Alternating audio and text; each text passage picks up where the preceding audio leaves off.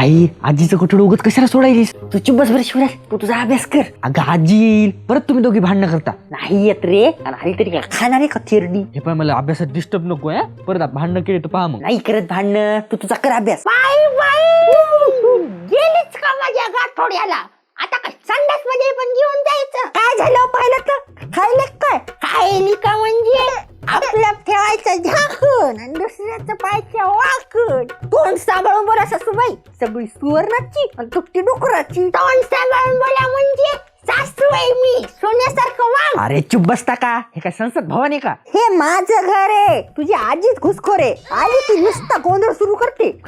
माझं घर आहे म्हणे लेख माझा आहे जास्त हुकुमशाही कर नको. काय हुकुमशाही केली मुस्कटा बी करायची.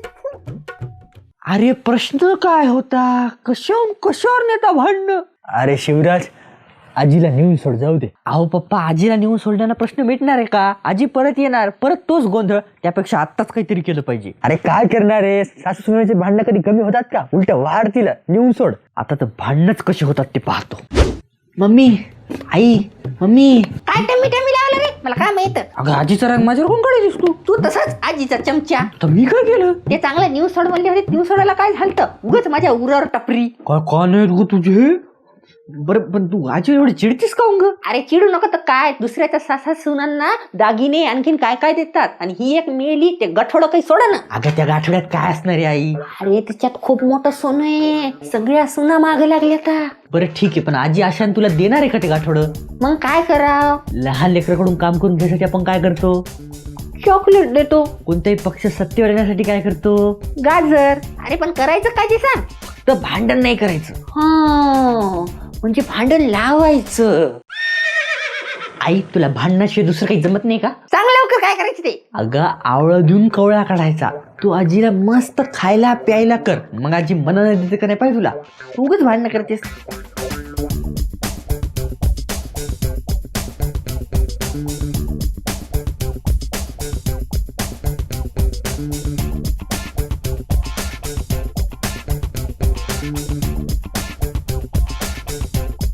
चमत्कार पण हे सरकार किती दिवस टिकेल.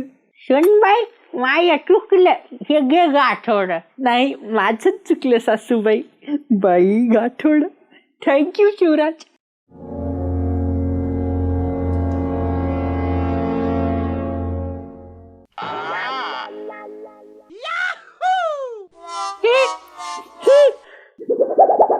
याच्यात काहीच नाही. मग तुला काय पाहिजे होतं सुनबाई. पुरखो के दागिने कुठे सासूबाई. तुला कोण म्हणलं. बाई म्हणजे इतके दिवस तुम्ही आम्हाला मूर्ख बनवलं. आता तुम्हाला मूर्ख बनवायची काय गरज आहे सुनबाई. अरे मूर्खा तुझं ऐकून या खेरडीला मी रोज गरम गरम चांगल्या तुपातला काजू बदाम टाकून शिरा खाऊ घातला फळं खाऊ घातली आणि ही मलाच मूर्ख बनायली. काय बाई आहे ही. आशीर्वाद देते की तुला सुनबाई. तुमचा आशीर्वाद का चुलीत घालायचा का. खाताना तर गटगट खाल्लं द्यावं खाल्लेलं वापस. खाऊ घातल्या काय लावले ही काय कमवून आणली काय. सगळं माझ्या लेकाचे. चालली मोठी शहाणी म्हणायचं का द्यायचं बाई ठणकाव सांगते. हो म्हणते काय करते काय भीती काय तुला. माय बस झालं ना चुप बस ना आता. तू तसाच बैल भाड्या तिला म्हण ना मला बोलायला. आई शांती शांती.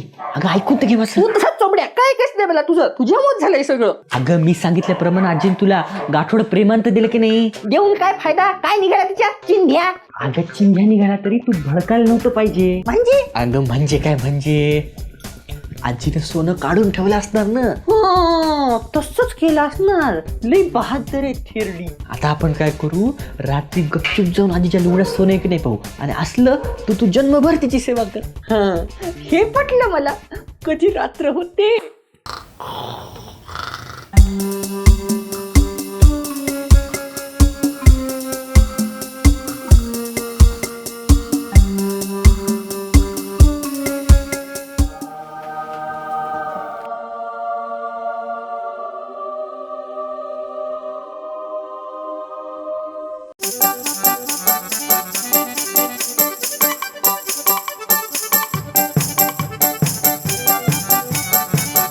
तू असं काय केलं की परत आनंदानं करायला सगळं? पप्पा त्याला म्हणतात आयडिया. तुम्ही एवढ्या वर्षात करू शकले नाही की एका झटक्यात करून दाखवलं की नाही? है की नाही कमाल? अरे काय केलं ते सांग पहिले. अहो पप्पा, आईला मूर्ख बनवायला काय लागते? बायकांचा सगळा जीव सोन्याचा असतो, म्हणून मी आईला बरोबर पटवून दिलं आणि आजीच्या गठुड्यात मी स्वतःच नकली दागिने टाकले. नंतर आईला चोरून तेच दाखवले. आई खुश, झगडे खतम. यहाँ पे सब शांती शांती है.